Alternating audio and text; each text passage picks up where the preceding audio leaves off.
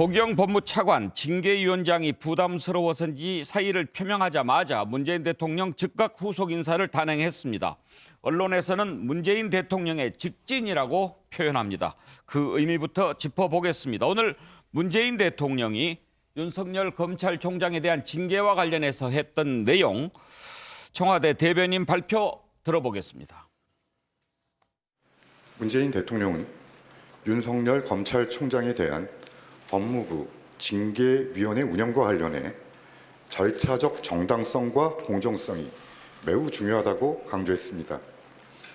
문 대통령은 사안의 중대성에 비추어 징계위원회는 더더욱 절차적 정당성과 공정성을 담보해야 한다고 했습니다. 문 대통령은 신임 이용구 법무차관에게 징계위원회 위원장 직무대리를 맡기지 않도록 하는 것도 정당성과 공정성을 확보하는 방안이 될 것이라고 말했습니다. 현재 징계위가 어떤 결론을 미리 내려놓은 것처럼 예단하는 보도가 나오고 있는데 예단하지 말고 차분히 지켜봐 주시길 당부드리겠습니다. 청와대는 이미 윤 총장 징계에 대한 문 대통령의 입장을 묻는 질문에 대통령께서 징계 절차에 가이드라인을 줄 수 없다는 입장을 밝혔습니다. 징계위가 열리는 동안 가이드라인은 없다는 입장은 유지될 것입니다. 먼저 오늘 청와대가 발표한 문재인 대통령의 입장이 무슨 의미가 있는 것인지 짚어보는 게 우선일 것 같습니다. 내부 패널 함께하겠습니다. 최창렬 용인대 교수, 김성환 시사평론가, 장성철 공감과 논쟁 정책센터 소장, 그리고 매일신문 최경철 편집위원 함께합니다. 어서 오십시오. 안녕하세요. 예, 최창렬 교수님. 네. 10일로 연기했습니다. 하루 연기했던 건데 또 연기했는데 그 전에 문재인 대통령이 절차적 정당성, 공정성 얘기하지 않았습니까? 네. 관련이 있다고 봐야죠. 이따가 봐야 되겠죠. 문재인 대통령이 원론적인 언급은 있었습니다만 수석보좌관에 의해서 이번 사안과 관련해서 구체적인 언급을 한 건 처음이라고 보여집니다. 그러니까 그동안 이제 왜 문재인 대통령이 이 사안에 대해서 이른바 추미애 장관과 윤석열 검찰총장의 충돌, 갈등, 이 사안에 대해서 왜 말이 없었느냐 이런 이제 지적들이 많이 있었던 게 사실이었거든요. 거기에 대해서 분명히 여러 절차적인 흠결, 이런 뭐 절차적인 정당성 이런 뭐 제기가 있었어요. 문제 제기들이 논란도 있었기 때문에 내일 원래 이제 징계위가 열리기로 했었는데 10일 연기됐지 않습니까? 그러니까 문재인 대통령이 말씀하신 어떤 징계위의 절차적인 정당성, 말씀하신 공정성을 담보하라. 중요하다고 이런 것과 관련해서 지금 얘기가 나오고 있는 절차적인 문제를 더 확고히 하기 위해서 어떤 명분을 확고히 하기 위해서 연기한 것이 아니냐. 그러니까 대통령의 말씀과 연기는 전 관련이 있다고 생각합니다. 예. 김성환 평론가, 어쨌든 이제 대통령이 전면에 나섰다는 표현까지는 좀 그렇지만 이제는 대통령의 뜻이 읽히는 단계가 왔지 않습니까? 네, 맞습니다. 그러니까 이전까지는 추윤 갈등이었다고 하면 이제부터는 문윤 갈등으로 가는 것이다. 이거 부인하기 어려울 것 같아요. 제가 볼 때는. 왜냐하면 그러니까 분명한 신호를 전 줬다고 보는데요. 법무부 차관 인사를 이렇게 서둘러서 단행한 것은 결국은 징계위 소집을 위해서 단행했다고 하는 정치적 해석이 불가피할 것 같고, 그걸 청와대가 모를 리 없는데 법무부 차관 인사를 강행했단 말이에요. 그러니까 그 순간 차관 인사는 대통령이 한다는 것을 누구나 다 알고 있기 때문에 그동안에는 추미애 법무부 장관과 윤석열 검찰총장 간의 갈등이었다고 하면 문재인 대통령의 의중이 명확하게 읽히는 순간이었다는 겁니다. 근데 이런 상황에서 예를 들면 지금 윤석열 검찰총장은 계속 절차적 문제를 얘기하면서 저항을 하는 모습을 보일 텐데 대통령이 어떤 방식으로든 이번 사안에 대해서 판단할 수밖에 없다는 사실을 온 국민이 다 아는데 이걸 만약에 절차적 흠결을 가지고 또 완전히 시비거리가 되면 그러면 그 결과도 온전하게 대통령이 다 책임져야 되는 상황이 될 수밖에 없다는 겁니다. 그러니까 청와대가 10일로 연기했다고 하는 것은 윤석열 검찰총장 측이 여러 가지 이의 제기를 하지 못하도록 하는 그런 명분을 먼저 얻겠다고 하는 의도도 있지만, 또 하나는 법원까지 직무 배제 결정이 잘못된 것이다라고 판단하지 않았습니까? 그러면 그동안에 문재인 대통령이 질서 있게 정리를 해나가는 작업이라고 믿었다고 하면 최소한 그것에 대해서 숙고하거나 좀 생각할 시간들을 가져줬어야 되는데, 숨고르기를 할 시간을 가져줬어야 하는데 그러지 않았다고 하는 국민적 저항이나 반발이 있을 수 있다. 그러니까 잠시 좀 시간적 여유를 두고 좀 생각하고 숨고르기 하고 난 다음에 그 다음에 어떤 결정이 나올지는 모르겠지만 좀 대응을 하는 그런 모습들을 보이는 게 낫겠다고 판단했을 거라고 예. 생각합니다. 그런데 지금 보면요, 김성환 평론가. 지난번에 문재인 대통령이 국무회의 끝나고 추미애 장관을 잠깐 만나지 않았습니까? 그때만 해도 많은 사람들이 퇴진, 거취 뭐 이런 얘기를 했겠구나 그렇게 생각하지 않았습니까?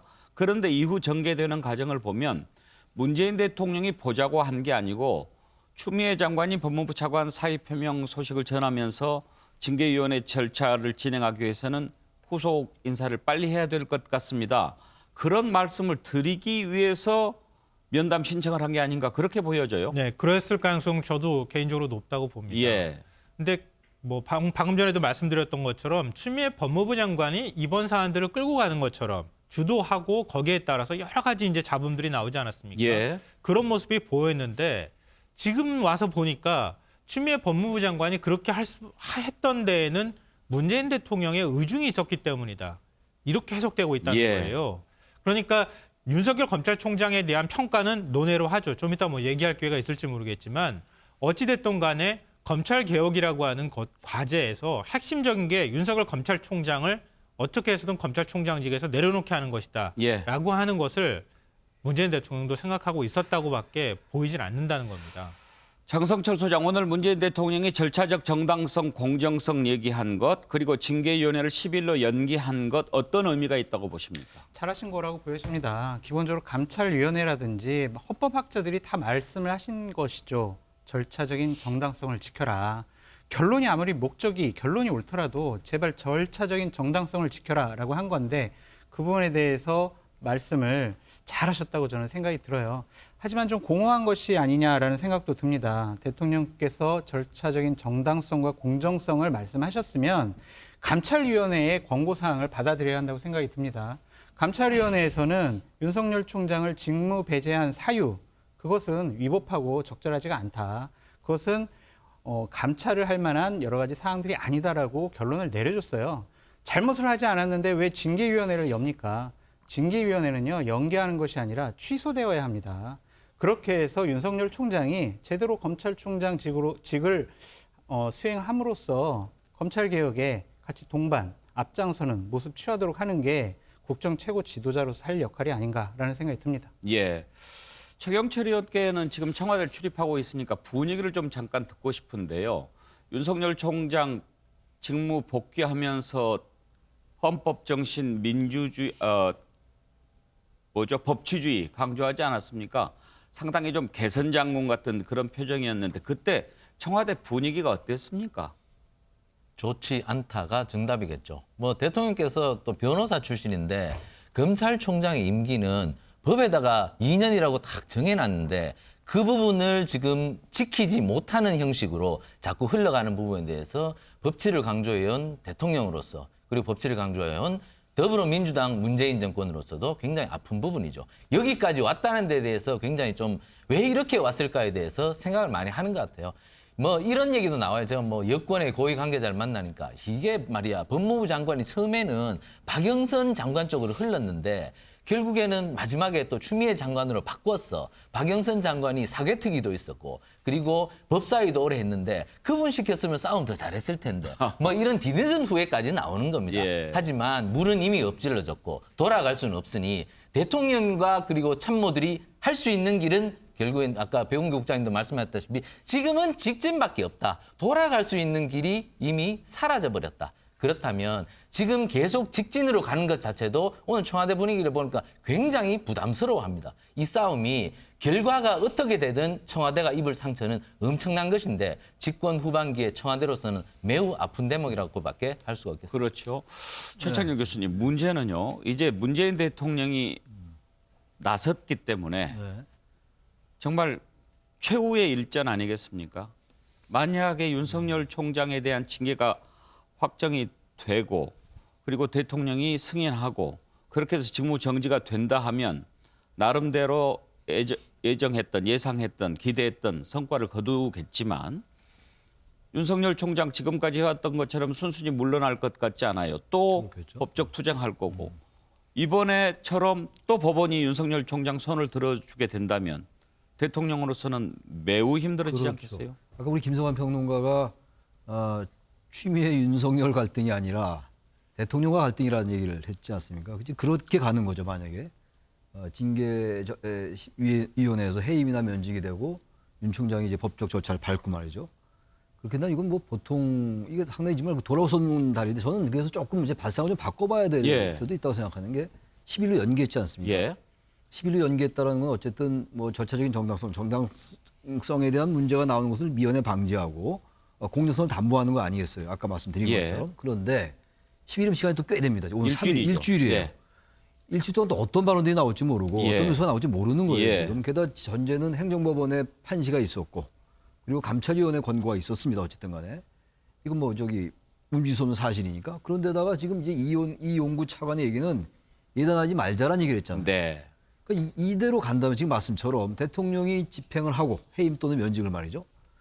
그래서 나중에 추미애 장관이 일단 살고 그다음에 나중에 뭐 개각할 때 다시 교체할 때 교체하더라도 저는 그러면 여론이 꽤 안 좋아질 것 같아요. 왜냐하면 해임 문제는 징계청구나 적법심사에 의해서만 해임이 가능한 거 아니에요. 검찰총장 임기제니까. 그런데 물론 생각은 다를 수 있겠습니다만 윤석열 총장의 쭉 해왔던 일이 정말 해임의 사유에 해당하는가의 문제는 여전히 있는 거거든요. 네. 그렇다면 지금 물론 그 의지를 가지고 여권이 추진하는 것 같습니다만 의외로 말이죠. 10일 날 결과가 다르게 나올 수 있다는 생각을 합니다. 저는. 예. 물론 대통령의 의지가 지금 직진한다는 말씀을 하셨는데 만약에 부담이 크고 여론이 예. 또 더 악화된단 말이죠. 저는 징계위원회에서 다른 결정을 낼 수 있다. 예. 그런 것들을 같이 좀 생각할 필요가 있지 않겠는가. 그렇죠. 네. 이제 일주일인데요. 징계위원회 열리기까지. 그런데 여러 가지 생각을 해볼 수 있습니다. 어찌됐든 징계위원회는 열겠다라고 하는 확실한 의지를 비친 것일 수도 있지만 오늘 발표 내용을 보면 좀 생각해 볼 대목들이 적지 않습니다. 절차적 정당성, 공정성도 얘기했지만 징계위원회가 어떤 결론을 미리 내려놓은 것처럼 예단하는 보도가 많이 있는데 예단하지 말고 차분히 지켜봐달라 이런 얘기도 있었고요. 대통령이 징계 절차에 가이드라인을 줄 수 없다. 그런 입장을 이미 밝혔다. 이런 얘기도 있습니다. 김성환 평론가, 어떻게 해석해야 될까요? 저는 청와대가 형식적인 논리에 이제는 빠져서는 안 된다고 생각합니다. 그동안에 문재인 대통령이 추미애 법무부 장관과 윤석열 검찰총장 간의 갈등에 있어서 개입하지 않았고 또 현직 검찰총장, 임기가 보장되어 있는 검찰총장을 스스로 물러나라고 압박하지 않았다. 지금까지 과정들은 그렇게 보였다는 거예요. 그래서 언론에서도 그렇고 모든 사람들이 추미애 법무부 장관에 대해서 여러 가지 비판적인 목소리가 있다 하더라도 그래도 법무부 장관과 검찰총장의 갈등으로 이해했던 측면이 있는데요. 이제는 청와대가 아무리 그렇게 얘기를 해도 아무도 믿지 않는 단계에 왔다는 겁니다. 그래서 앞서 제가 말씀드렸던 것처럼 법무부 차관 인사가 매우 중요했다. 이렇게 말씀드린 거고요. 법무부 차관 인사를 내므로써 징계위가 바로 소집이 되는 과정들을 보면서 아무리 문재인 대통령이 이제 객관적인 입장에서 절차적 정당성과 공정성을 얘기한다 하더라도 결국은 문 대통령이 윤석열 검찰총장 문제를 풀 수밖에 없다고 국민들은 생각할 거라는 겁니다. 이거는 청와대 바람과는 상관없이 어찌됐든 국민들은 그렇게 이해할 거라는 겁니다. 그럼 문재인 대통령이 이제 푸는 방법밖에 없습니다. 제가 볼 땐. 징계위원회를 열었을 때 경징계가 나왔다고 치죠. 그런다고 이번 사태가 조용하게 끝날까요? 그렇지는 않을 것 같아요. 예.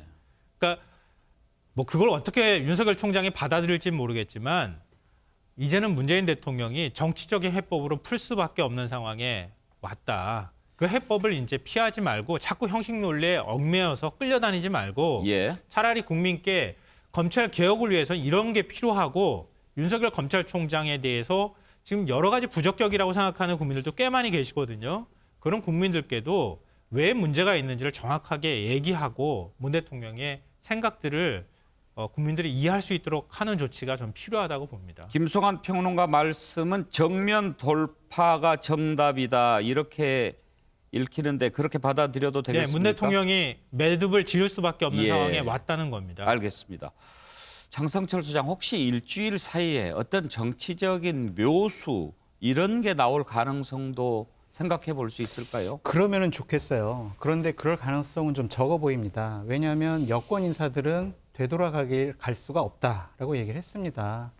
다시 되돌아가서 아무 일 없었던 듯이 뭐 윤석열 총장 그대로 총장직 수행하고 추미애 장관 장관직 수행하면 지난 1년 동안의 이 혼란 사항에 대한 책임은 누가 질 겁니까? 저는요, 대통령의 저러한 말씀이 진정성 있으시려면요, 윤석열 총장 측에서 요구하고 있는 사항들을 좀 들어줬으면 좋겠다는 생각이 들어요. 징계위원회 명단, 사생활 보호라는 측면도 있지만 방어권이라는 헌법상의 권리가 있지 않습니까? 명단을 그럼 윤석열 총장한테 주고, 그래서 윤석열 총장 측이 요구하고 있는 징계 청구 결재 문서, 도대체 내가 왜 징계받아야 돼? 그 사유나 좀 알자. 알려줘야죠. 왜 그걸 안 알려줍니까? 그런 것들을 다 알려주면서 방어권 보장을 해라라고 말씀드리고요. 한 가지 더 부탁드리고 싶은 것은 추미애 장관은 윤석열 총장 해임 당하는 것을 원합니다. 추미애 장관이 임명하는 징계위원들, 추미애 장관 뜻에 따를 가능성이 상당히 높습니다. 그러면은 대통령께서 말씀하신 정당성, 공정성 훼손될 수 있습니다. 추미애 장관이 임명하는 것이 아니라 좀 제3자적인 기관에서 징계위원들을 다시 임명하는 절차를 밟으면 어떨까라고 말씀드리고 싶습니다. 정치적 묘수 가능성이 별로 없어 보인다고 네. 말씀하셨는데 혹시요? 네. 그동안 이제 동반 퇴진 얘기가 나오지 않았습니까? 네. 동반 퇴진한다 하더라도 이제 뭐 여러 가지 뭐 국정 운영에 부담을 주었으니까 같이 물러나자. 그래도 아마 그 순서는 윤석열 총장 퇴진이 먼저였겠죠. 그런데 지금 일주일 남은 시기에 추미애 장관이 먼저 물러나게 하고 그 다음에 자 이제 윤석열 총장도 물러나지 이렇게 될 가능성은 얼마나 있을까요? 그렇게 예측하는 분들이 많은데 윤석열 총장이 뭘 잘못했는데 퇴임을 해야 되는지 그만둬야 되는지 전 도저히 이해할 수가 없습니다. 정권을 향한 수사 잘못한 거 있으면 해야죠. 월성 1호기 공무원들이 증거인멸했잖아요. 증거인멸한 공무원들 벌해야죠. 그것이 대통령 공약이었다고 절차적으로 상당히 흠결이 있고 잘못된 것에 대해서 조사 안 해야 됩니까? 알겠습니다. 그게 검찰 개혁이냐? 그거는 동의할 수가 없습니다. 최경철 의원 일주일 남은 기간에 변화 가능성 어느 정도 보십니까? 지금 현재는 여당이 굉장히 강경 기류입니다. 지금 이낙연 대표가 자가격리에서 돌아와서 새로운 모습을 보여야 하는데 그 모습은 어떤 모습이냐. 이낙연 대표에게 많은 사람들이 음중 낙연이 아니고 강경 낙연으로 바꾸라는 지금 메시지가 쏟아지고 있어요. 왜냐하면 그전에 이런 모습 음중 낙연 보이니까 자꾸 지지율 떨어지잖아. 목소리 내라고 하니까 이낙연 대표가 지금 돌아오자마자 강경책으로 가자는 기류가 강합니다. 그렇다면 강경 기류로 가서 이길 수 있는 싸움이냐는 것이죠. 이길 수가 없다. 그리고 이긴다 하더라도 제가 아까 얘기했다시피 코피 나고 지금 이빨 몇 개는 부러지는 싸움일 수밖에 없다. 그렇기 때문에 정치가 지금 남은 일주일 동안 풀어내는 기술을 발휘하는 것이 맞죠. 그러면 추미애 장관을 해임하고 윤석열 총장을 그러면 어떻게 자진 사퇴로 이끌어낼 것이냐. 이 부분에서 정치가 해결할 수 있어야 된다는 것이죠. 윤석열 총장의 어떻게 퇴로를 만들어 나가서 명예로운 퇴진을 할 수 있을지에 대해서 기술을 보여서 두 사람 다 동반 퇴진을 이뤄내지 못하면 사실 이낙연 대표도 이번 일주일 동안 제대로 일 못하면 굉장히 또 타격을 받을 수밖에 없다는 거죠. 저는 정치의 역할이 필요하다고 생각합니다. 예, 지금 뭐 코피가 좀 나는 게 더 나을 수도 있어요. 최근에 어떤 드라마를 봤는데 이런 대사가 상당히 눈길을 끌었습니다. 같이 가자고 손목을 잡았는데 발목을 잡아 그러다가 뒷목을 잡겠네. 그런 대사가 있더라고요. 윤석열 총장 한번 들여다보겠습니다. 윤석열 총장 전혀 밀리는 기색이 없습니다. 직무에 복귀하자마자 월성원전 수사에 채찍을 가하고 징계위원회에 대해서는 벌써부터 절차를 문제 삼으면서 법적 대응을 예고하고 있습니다. 윤석열 총장 관련 발언 먼저 들어보시죠. 감찰 조사 과정에서 사전에 감찰 대상 내용이라든가 감찰 범위를 미리 그 감찰 대상자에게 알려주고 감찰 대상자가 거기에 대해서 충분히 자기 해명을 하시는 기회를 기호해 주는 것이 적법 절차의 기본인데 그런 기본적인 절차가 전혀 이행되지 않았고 검찰총장에게 대면 조사 갑자기 대면 조사하겠다고 올 때까지 또 대면 조사 하겠다고 할 때도 그런 그 조사 내용이나 범위 뭐에 대해서 조사하는지에 대해서 전혀 알려지지 않은 상태에서 느닷없이 그냥 대면 조사하겠다고 왔으니까 검찰에다가 직권남용 혐의로 이제 고발해요. 말하자면 청부 수사예요. 근데 하자마자 윤 청장이 대전 방문하자마자 바로 자기 직계라고 볼 수 있는 그 형사 5부장 이분한테 배당을 해가지고 이거 청부 수사를 의뢰하더라고. 제가 볼 때도 이건 무슨 권력형 비리가 아니고요. 정부 정책 결정 과정에서의 문제인 것이죠, 단순히.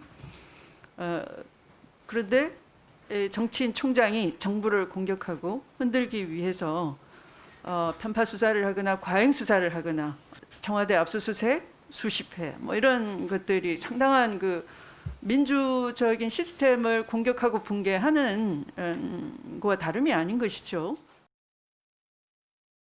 예, 교수님 월성원전 수사 윤석열 총장이 돌아오자마자 하루 만에 구속영장 3사람 승인을 했지 않습니까? 영장 총을 승인했죠. 예. 그런데 이 수사가 다른 수사하고는 다르잖아요. 이 정부에 대해서 의미가. 그 정부에 대해서 의미가 다른 것으로 이제 해석이 되고 있는 거죠. 근데 우리가 또 이것도 좀 관점을 달리 볼 필요가 있을 것 같은 게 지금 이제 추미애 장관이나 여권의 얘기는 정부 정책에 대한 수사, 정책에 대한 수사라는 그런 관점을 가지고 있는 것 같아요. 그러나 지금 얘기 나오는 거는 월성 그 원전에 있어서 정책 과정, 경제성에 문제 있어가지고 원전을 빨리 폐기하기 위해서 경제성을 조작한 의혹이 있는 거잖아요. 의혹이 있는 혐의란 말이죠. 근데 그 부분하고 원전 정책에 대해서 검찰이 문제 삼는 건 전혀 다른 문제거든요. 근데 마치 이제 그 수사 자체를 원전 정책, 탈원전 정책을 문제 삼는 것처럼 가는 건 좀 낫지 않는 것 같아요. 그 문제, 그 공무원들이 정책을 어쨌든 보강하고 정책을 정당화하기 위해서 다른 수단을 쓴 게 아니라 문서를 조작했다면 그건 전혀 정책에 대한 비판하고는 다른 거거든요. 그러면 과민 반응하고 있다고 보시는 겁니까? 근데 저는 그거는 있는 그대로 봐야 될 것 같아요. 수사 자체로 봐야 될 것 같아요. 그러면 윤석열 총장이 하루 만에 돌아와서 맨 처음 한 일이 이 부분 관련해서 영장 승인한 건데 그냥 뭐 검찰총장으로서 당연히 할 수 있는 그런 그 일이다. 얘기하면 다 이렇게 제가 보자는 그렇게 겁니까? 주장하는 건 아니고요. 예. 이 수사 자체의 프레임이 그렇게 형성돼 버렸다라는 겁니다. 네. 그러니까 이제 월성 그 원전에 대한 수사가 대전지검에서 되면서 또 그게 뭐 우연의 일치인지 모르겠습니다만 징계 추장관의 징계 청구와 그 직위배제가 있었단 말이에요. 직무 배제가. 그게 굉장히 민감한 그 사안으로 돼버린 거예요. 그러다 보니까 이제 윤석열 총장도 업무 복귀하자마자 마침 그 보고가 있으니까 승인한 거라고 봅니다. 그러니까 이거를 너무 전 그래서 아까 다들 말씀하셨는데 아까 정치적 해법 말씀을 했는데 문 대통령이 매듭을 지어야 그 얘기는 제가 옆에서 듣기에 문 대통령이 그냥 윤 총장 빨리 해임해라라고 들었어요. 그 김성환 평론가 그런 의미로 얘기하는지 모르겠는데 그건 양쪽에 너무 부담이 큰 것 같아요. 지금 제가 아까 맨 처음에 말씀드린 것도 10일로 연기했을 때 좀 다른 거 생각해 보자라는 말씀 드렸잖아요. 예. 또 앵커께서 그런 말씀을 하셨고 저는 이 사안을 대단히 어렵겠습니다만 좀 제로 베이스에서 한번 다시 돌아볼 필요는 있지 않을까. 너무 부담이 커요. 만약에 지금 해임하고 면직시킨 다음에 윤 총장이 또 법적 절차를 밟으면은 윤 총장도 그렇고 정권도 그렇고 말이죠. 예. 나중에 법적 판단이 어떻게 내려질지 모르지만 그래서 이거를 무조건 해임으로 가야 된다. 해임으로 가야 된다는 프레임이 형성돼 버리는 거예요. 그야말로 6개의 징계 사유 중에서 5개는 더 이상 거론이 안 되면서 불법 사찰 쪽에 초점이 맞춰졌던 거 아니었겠어요.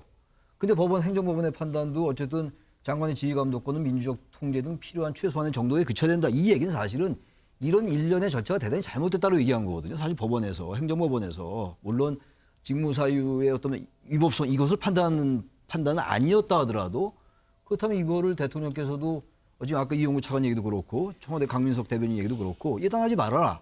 전 이거를 정치적 해법이라는 건요. 무조건 자르는 게 정치적 해법이 아니고 전반적인 걸 좀 보면서 그 해임을 해야 돼. 이런 것도 있지 않을까. 그래서 제가 법률적인 거 정확히 모르겠는데 만약에 징계위에서 해임이나 면직이 결정돼요.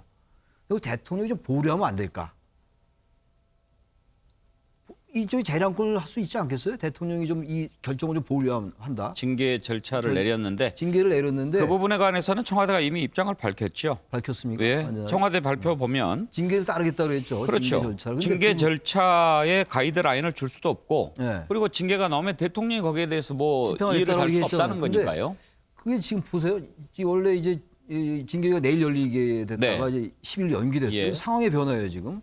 징계에 있어서 절차적인 정당성을 확보하겠다는 얘기고 공정성을 확보하겠다는 얘기인데 전 이 상황이 또 일주일 동안 어떻게 변할지 모르겠어요. 그렇다면은 만약에 더 악화되고 정권의 부담도 되고 검찰 개혁과도 사실은 이게 큰 도움이 안 된단 말이죠. 자, 말씀이 다시 좀 뒤로 돌아간 네. 느낌이 드는데요. 네, 정치로 일단 지금 윤석열 총장에 대해서 짚어보고 있습니다. 그런데 윤석열 총장이 돌아오자마자 월성 원전 수사 관련해서 구속영장 승인을 한 것이 이제 제대로 한번 붙어보자 그런 신호라고 봐야 되는 것인지 예. 이 부분에 대한 의견인데 교수님께서는 뭐 굳이 그렇게 볼 것은 아니다 이런 입장이신 거죠? 그렇게 해석돼 버린 것 같아요. 근데 일단 지금 윤 총장이 오자마자 승인을 한 거는 여권으로서 당연히 그렇게 해석할 수 있죠. 김성환 평론가는 어떻게 보시나요? 우리 집에 들어갔는데 무를 막 썰어요. 젓갈 냄새도 나요. 고추장 양념도 고춧가루 양념도 해놨어요. 그럼 뭐 하는 겁니까? 김장. 그렇죠. 예. 김장 담그고 있는 거 뻔히 아는데 아니라고 얘기하는 거나 비슷한 겁니다. 저는 윤석열 검찰총장이 다시 업무 복귀하고 난 다음에요. 차라리 검찰 향응 수사라든가 아니면 라임 옵티머스 사태, 이건 민생 문제가 굉장히 직결되는 사안이니까 그거 정말 속도 내자. 이렇게 메시지 보냈으면 아마 또 달라졌을 것 같아요. 근데 오자마자 원전 수사부터 챙깁니다.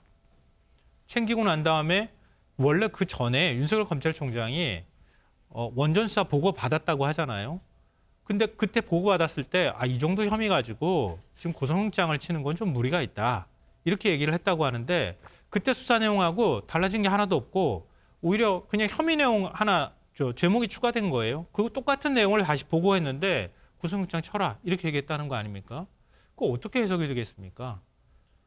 역시 제가 앞서 말씀드렸던 것처럼 형식 논리로 이번 사안들을 우리가 생각할 단계는 이미 넘어갔다고 보는데요. 결국 윤석열 총장이 여권에서 얼마나 예민한 반응을 보일지 뻔히 알면서 거기에 겨누고 들어가고 있다. 이렇게밖에 해석이 안 되고요. 예. 원전 수사는요. 지금 산자부 공무원 3명한테만 사전구속영장 청구했는데요. 지난번에 압수수색할 때 최이봉 청와대 산업정책비서관, 청와대 비서관 휴대폰 압수수색하면서 청와대 비서관까지 겨누고 있다는 걸 다 보여줬어요 이미. 그러니까 단순히 산자부 공무원 몇 명이서 이거 감사 들어오니까 우리가 지금 빨리 이 자료 없애야지 이런 차원의 문제가 아니라 그 윗선 산자부 장관, 백운규 장관, 그 윗선 산업정책 비서관 이런 사람들까지 전부 겨누고 들어오는 수사였다는 거예요. 그래서 검사 수사관까지 100명이 동원됐다는 얘기를 하는 겁니다. 이 얘기는 뭐냐면 단순히 자료 폐기에 관한 문제만 들여다보는 게 아니라 예. 원전 그 자체에 그러니까 탈원전에 관한 부분까지 평가하고 결론을 내려야 이번 수사가 끝날 수 있다는 걸 보여줬다는 거죠. 그런 정부 정책에 관해서 겨누고 들어오는 것을 여권에서 바라볼 때 어떻게 바라볼지 윤석열 총장이 좀 유념했으면 좋겠고요. 그래서 검찰권을 좀 절제된 행사가 필요하다고 얘기하는 겁니다. 윤석열 총장 속내를 어찌 알 수 있겠습니까마는 일단 김성환 평론가는 그런 것 같다 그런 입장이고 최창렬 교수는 그런지는 모르겠지만 여권은 그렇게 보고 있는 것 같다 이런 말씀입니다. 장성철 소장과 최경철 의원께는 좀 다른 질문을 드려보겠습니다. 지금 윤석열 총장이 현재 열리고 있는 징계위 자체도 옳지 않다라는 입장을 밝히고 있잖아요. 혹시 징계위원회가 일주일 뒤에 예정대로 열린다 하더라도 불복할 것 같지요? 어떻게 불복할까요? 당연히 징계에 열리면은 징계의 판단을 받아봐야 될 거고요. 거기서 해임 처분이 나오면 물론 소송을 할 수 있겠지만 기본적으로 해임 제청을 추미애 장관이 대통령께 하면 대통령께서 그걸 받아들이게 되면 해임 당하는 거죠. 소송을 그것도 가처분 신청할 수 있지 않나요? 가처분 신청하더라도 해임됐기 때문에 가처분 신청이 나오더라도 그 부분은 본안을 다퉈야 되기 때문에 그냥 검찰총장직을 수행할 수가 없습니다. 이번처럼 직무 정지가 아니고 해임이니까 가처분 신청을 받아들이면 다시 복귀할 수 있는 거 아닌가요? 그건 아니라고 그러더라고요. 그냥 해임 당한 상황에서 계속 취소 소송까지 이제 가야 된다. 그래서 나중에 취소 소송에서 해임 처분이 잘못됐다라고 하면 그때 이제 복귀하는 거다. 이런 정현주 우리 전 KBS 사장 같은 경우에도 그렇게 나중에 이제 업무 복귀하다가 이제 그만두지 않았습니까? 직무 정지하고 해임하고는 그런 차이가 있군요. 네, 법률가들이 그렇게 얘기를 하더라고요. 네. 근데 대통령을 향해서 가처분 신청을 하고 취소 소송을 하고 이거는 상당히 본인으로서도 부담스러워할 것 같아요. 그렇기 때문에 대통령이 임명을 하셨는데 신임하지 않는다, 나를 해임하려고 하신다. 그랬을 경우에는 받아들이는 게 맞지 않나라는 생각도 듭니다. 만약에 그런 생각을 갖고 있다면 지금 그만둬도 되는 거 아닙니까? 근데 기본적으로 그 절차가 잘못됐다라고 생각을 했기 때문에 징계위원회에서 한번 이것은 따져보자라는 생각인 것 같아요. 어차피 예. 이제 법률가니까요. 거기에서 이제 뭐 징계위원들에 대한 기피 신청을 해서 징계위가 무산되게 만들 수도 있는 예. 것이고요. 여러 가지 본인이 항변을 해서 징계위원들을 설득할 수도 있을 것이고 그러한 징계위원회조차 본인이 거부한다라는 것은 법률가, 검찰총장으로서 법을 수호하겠다고 했는데 그러한 본인의 말과는 좀 다른 행동 같습니다. 예, 최경철 의원은 윤석열 총장 앞으로 어떻게 대응할 것 같습니까? 뭐 윤석열 총장이 여태까지 해왔던 것처럼 할 것이다. 여태까지 해왔던 것처럼 계속 가처분 신청하고 그리고 그날 다음 주 목요일 날 징계위원회에서도 참석해서 징계위원 자체 구성이 이것은 매우 부당하다. 이것을 그날 현장에서 주장할 것이고 계속해서 법적인 다툼을 끊임없이 계속할 것이다. 저는 이 싸움이요.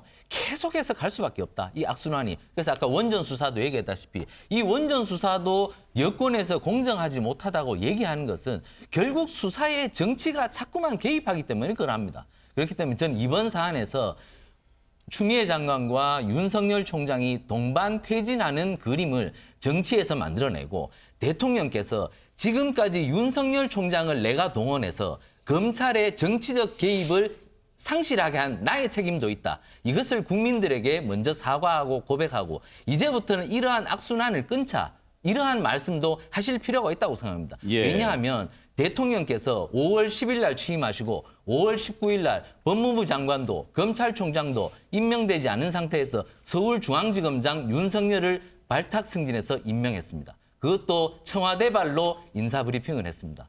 윤석열 총장을 결국에는 이렇게 만든 것은 대통령의 책임도 있다는 것이죠. 이제는 검찰과 정치가 벽을 확실히 쌓고 서로의 중립성을 좀 유지시켜주는 그러한 새로운 대한민국을 만들 수 있는 대통령의 마지막 결단이 필요한 시점이 아닌가 저는 이렇게 생각합니다. 예. 자, 그러면 또 한 축 추미애 장관 쪽 한번 들여다보겠습니다. 이 싸움을 어떻게 봐야 할까요? 추미애 장관이 말한 대로 정말 이제 검찰은 누구도 건드릴 수 없는 무서운 집단이 돼버린 걸까요? 아니면 이 정부가 검찰 개혁의 방향을 잘못 잡은 걸까요? 이 부분 한번 생각해 보겠습니다. 관련된 녹취 들어보죠. 아마 추장관만큼 추진력을 갖고 자기 뭐 이미지까지 상황해 가면서 총대를 매기가 쉽지 않죠. 그래서 추미애 장관이 예를 들어 검찰 개혁이라는 1단계를 잘 마무리한다면 또 뭐 한 1년 가까이 이렇게 법무장을 하셨기 때문에 예. 또 공수처가 출범한 이후에 2단계에는 또 새로운 분이 법무부 수장을 맡을 수도 있지 않겠나 그런 생각이 들고요.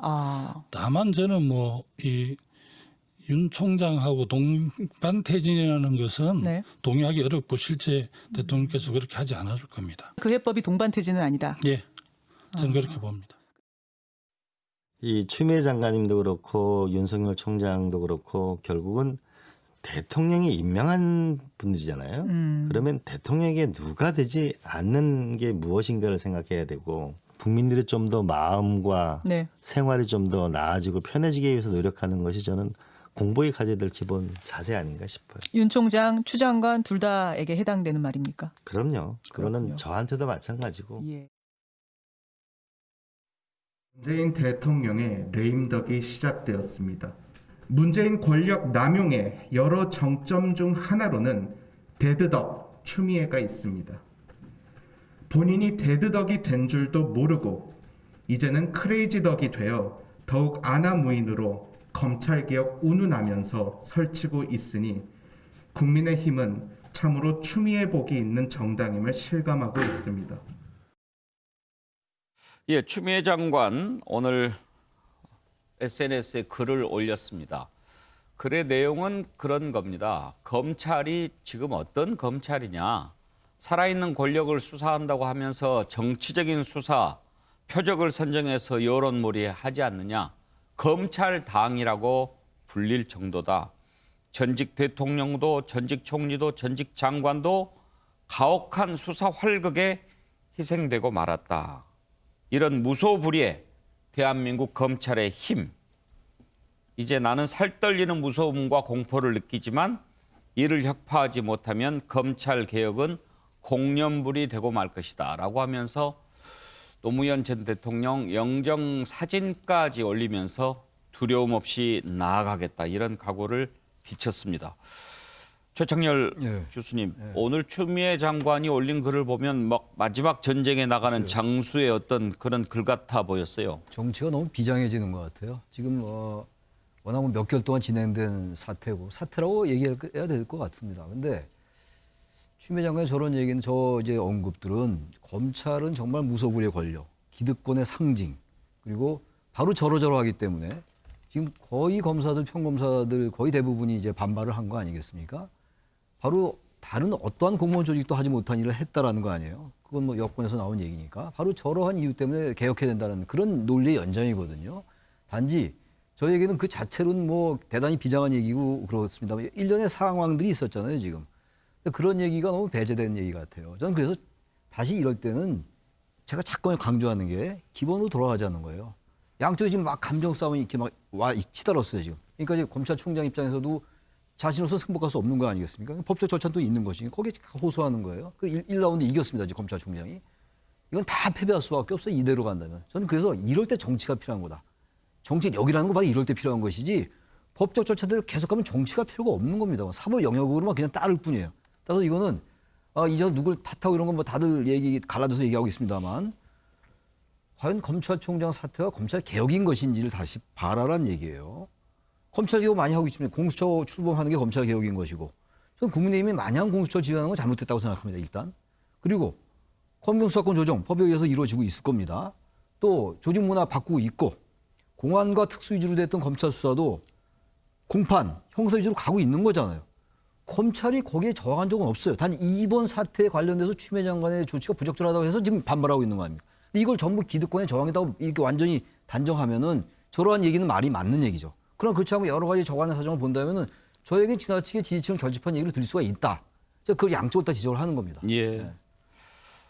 김성환 평론가, 추미애 장관이 핸들링을 잘했는지 못했는지는 별개로 하더라도 이번 일을 이렇게 보면서 역시 검찰 세긴 세네 이렇게 말하는 분들이 많기는 해요. 네, 맞습니다. 저도 뭐 피부로 느끼고 있는 거고요. 많은 국민들께서 그렇게 생각하고 있을 것 같습니다. 문재인 정부 들어서서 검찰 개혁을 그렇게 얘기했는데 검찰은 도대체 어느 부분에서 얼마나 바뀌었는가 국민들 입장에서 체감을 잘 못하는 것도 사실입니다. 이번에 윤석열 총장 뭐 관련돼서 감찰 문제나 이런 거에 대해서 일선 검사들까지 나서서 집단 반발하는 모습을 보면서 그 팔은 안으로 굽는다 이런 표현들 제가 주로 사용했는데요. 결국 아직도 그 검사 동일체의 원칙을 그대로 유지하고 있구나. 자신들이 생각할 때. 아니 검찰총장 한 명 바뀌면 검찰이 다 무너지거나 바뀌는 건 아니잖아요. 물론 윤석열 총장에 대한 감찰 문제 부당하다고 느끼는 검사들도 있겠지만 또 역으로 생각하면 검찰총장이 마치 야권 정치인처럼 해석되고 검찰총장이 검사들하고 밥 한 번 먹으면서 얘기하는 발언도 마치 정치인이 발언하는 것처럼 보도하는 이런 상황이 돼버렸습니다. 그리고 뭐 조금 더 거슬러 올라가자면 조국 전 장관 수사할 때도 인사청문회 국면에서 검찰총장이 사실상 수사주의 했던 겁니다. 그때부터 사실 비극의 씨앗이 움트기 시작했던 거거든요. 그러니까 지금에 와서 검찰은 그러면 되돌아볼 것이 없겠는가. 저는 있다고 생각하거든요. 물론 느끼는 분들은 다르겠지만 근데 왜 그런 부분에 대해서 자성의 목소리는 제대로 내는 사람이 없는가? 왜 우리 조직 지키기에만 나서는가? 이런 부분에 대해서 좀 성찰하는 모습을 보였으면 좋겠고요. 윤 총장도 검찰총장직 계속 하시고 싶으면 법적 대응하는 것도 중요하지만 절제된 검찰권 행사하고 국민의 검찰이라고 하잖아요. 그러면 국민들을 위해서 검찰이 어떻게 해야 하는지 이런 부분에 대해서 좀 관심을 가졌으면 좋겠습니다. 예, 추미애 장관이 이렇게 강한 결의를 비쳤습니다만은 최근에 나온 여론조사를 보면 대통령과 정부 여당 고민이 깊어질 수밖에 없을 겁니다. 문재인 대통령에 대한 지지도 그리고 민주당에 대한 지지도가 하락하고 있는 것으로 조사가 됐습니다. 문재인 대통령 국정수행평가 긍정이 37.4%, 취임 이후 가장 낮은 수치입니다. 6.4%포인트가 빠졌습니다. 부정평가 더 올라가서 57.3%가 나왔습니다. 아무래도 최근 일어나고 있는 이 검찰 법무부 갈등 큰 요인이 되지 않았겠습니까? 민주당에 대한 지지도 빠지고 있습니다. 국민의힘 지지가 올라가고 있는 이런 상황입니다. 자, 장성철 소장. 네. 지금 정당 지지도를 보면 국민의힘이 민주당을 앞질렀는데 총선 이후뿐만 아니라 국민의힘 이후 처음 아닌가요? 저번에 한번 바뀐 적이 있었던 것 같아요. 한 번 바뀐 적이 있었고요. 야당의 지지율이 높아지는 거는요. 야당이 잘해서 높아지지 않습니다. 여당이 잘못해서 여당한테 실망한 반사 이익을 얻을 수밖에 없습니다.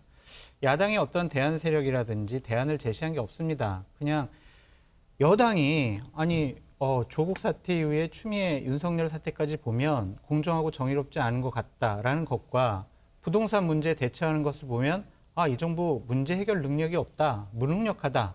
이 두 가지 감정이 복합적으로 표현된 여론조사라고 보여지고요. 저는 저 여론조사에서 가장 중점 들여 봤던 거 뭐냐면요. 부정평가에서요. 예. 잘못했다와 매우 잘못했다라고 나눠서 계산을 하잖아요. 네. 매우 잘못했다가 43.1%입니다. 이거는요. 문재인 대통령께서 41%로 당선이 되셨는데 그보다 더 높은 수치고요. 저렇게 매우 잘못했다라는 수치가 43.1%가 나온 것은 지금 최고치입니다. 이것은요. 어떤 의미가 있냐면 문재인 정권이 여당이 이것을 반전시키기 위해서 어떠한 정책이나 국민들에게 선물 같은 걸 주더라도 저분들의 마음이 바뀌지 않을 가능성이 높다. 지지율 하락 추세가 예전처럼 다시 반등하기가 상당히 어렵지 않냐라고 예측해 볼 수 있을 것 같습니다. 예. 장성철 소장 보시기에 어때요? 문재인 대통령이 좀 더 전면에 일찍 나섰다면 네. 지금의 지지율이 보여주는 것은 결국은 윤석열 총장과 추미애 장관과의 갈등을 놓고 봤을 때 과연 누가 선한 싸움을 하고 있느냐 이런 지지 아니겠어요? 네. 그런데 추미애 장관이 그동안 보여줬던 내용들이 정말 검찰 개혁을 거부하고 저항하는 윤석열 총장에 대해서 강하게 비판하는 그런 모습보다는 다른 태도로 비친 측면이 많았단 말이에요. 그렇죠. 근데 그런 부분에 대해서 아까 우리 교수님께서 말씀하셨듯이 대통령께서 임명한 두 분이잖아요. 두 분이 저렇게 1년여 동안 계속 다툼이 있는 모습을 보여주는 것 자체가 대통령으로서 좀 권한 행사를 미진하게 하신 것이 아니냐. 그 부분이 좀 안타까운 부분이 있습니다. 최경철 의원, 윤석열 총장은 앞으로 어떻게 될 것 같습니까? 계속 이런 형국으로 갔을 때. 법적으로 계속 다툴 것이고 그리고 궁극적으로는 정치적 꿈도 좀 갖고 계신 것이 아닌가. 예. 그런데 저는 윤석열 총장, 제가 아까도 얘기했다시피 윤석열 총장을 이렇게 만든 것도 이 정치 권력의 작용이 컸다. 그리고 추미애 장관도 이렇게 만든 것도 정치 권력이 필요 없는 싸움을 벌이게 만들었다. 그래서 국민의 피로도가 커지고 오늘 마침내 40%라는 콘크리트 지지벽이 무너졌다는 겁니다. 그런데요. 대통령께서 권력기관 개혁에 대해서 굉장히 강조하셨는데 이렇게 검찰과 법무부 장관이 싸운 것만 있는 것도 아닙니다. 내년 1월 1일부터 경찰이 일부 사건에 대해서 수사권을 종결할 수 있는 권한을 가집니다. 이것은 대단히 혁명적인 일보 전진된 권력기관 개혁입니다. 검찰이 갖고 있던 모든 기소권에 대해서 경찰도 관여를 할 수 있다는 겁니다. 그리고요, 지금 노무현 정부 때 만들어졌던 로스쿨 이후에요. 검찰 내부의 파벌이 굉장히 사라졌습니다. 그러니까 서울대 법대, 무슨 법대 이런 식의 파벌이 굉장히 사라져서 검찰도 굉장히 다양화되었는데 이러한 잘했는 부분들을 대통령께서 제대로 국민들에 홍보하지 못하셨고 결국에는 두 사람이 싸우는 것만 부각된 것이 아닌가. 저는 이 부분에서는 대통령께서도 그리고 청와대 참모들도 그리고 여당도 국민과의 소통에서 많이 부족했던 것이 아닌가. 앞으로는 소통하면 국민들도 알아줄 텐데 왜 싸우는 것만 부각시키는지 조금 안타까운 마음이 듭니다. 끝으로 최창렬 교수께 짧게 하나만 여쭤볼게요. 지금 윤석열 총장이 이렇게 뜨지 않습니까? 이게 국민의힘에 도움이 될까요?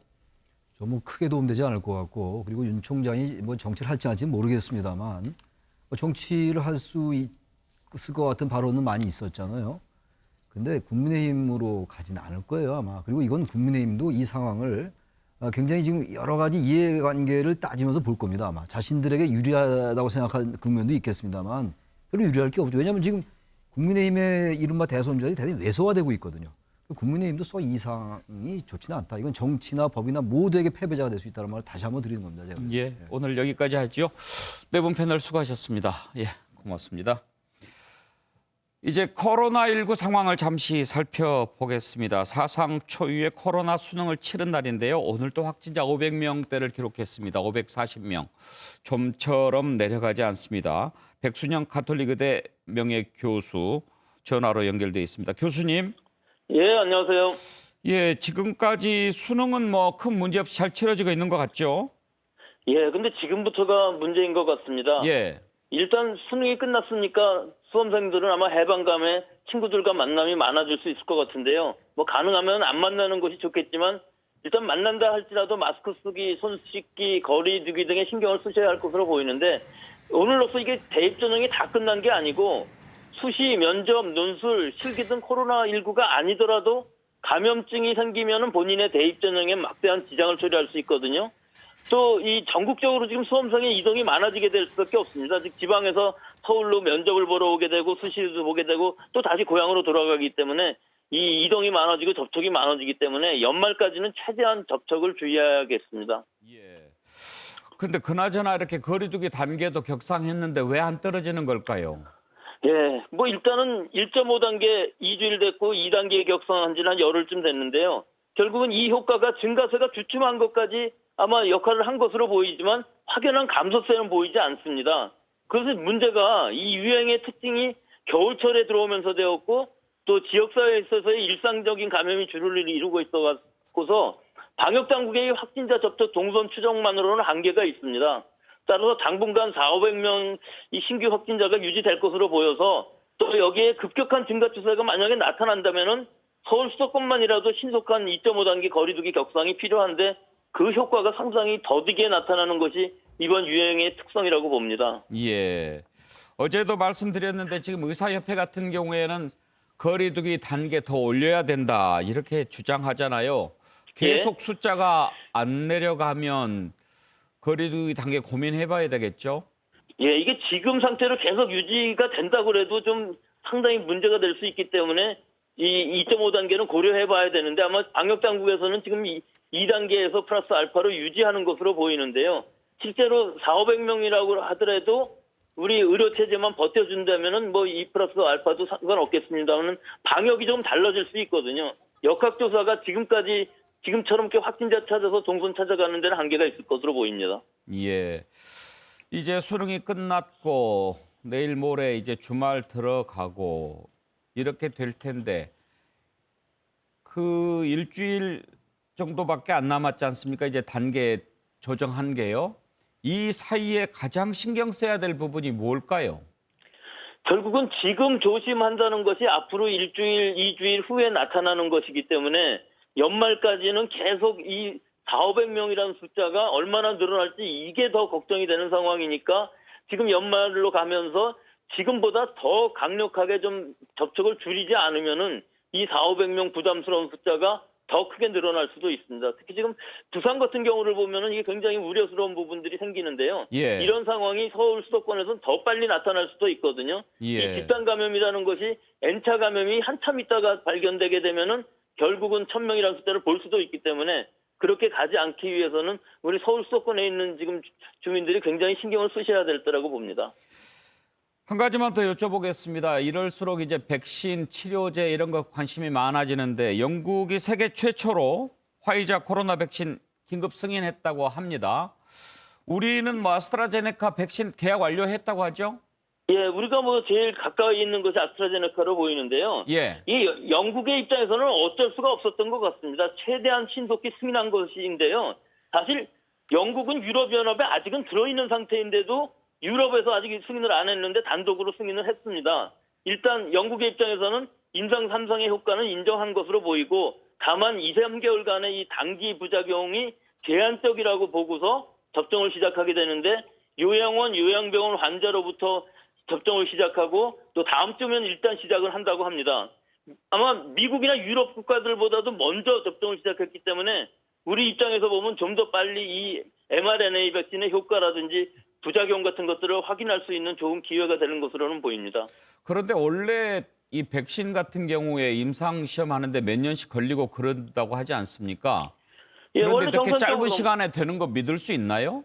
글쎄 지금으로 봐서는 뭐 최대한 빠른 속도로 했고 앞으로 2년 정도 3상을 더 봐야 되는데 지금 전 세계적인 입장에서 보면 2년 후에 그것이 상용화된다고 해도 큰 의미가 없기 때문에 일단 단기간의 부작용은 감수하고 이것은 제한적이기 때문에 없다고 생각을 하고 일단 접종을 시작하는 것으로 보입니다.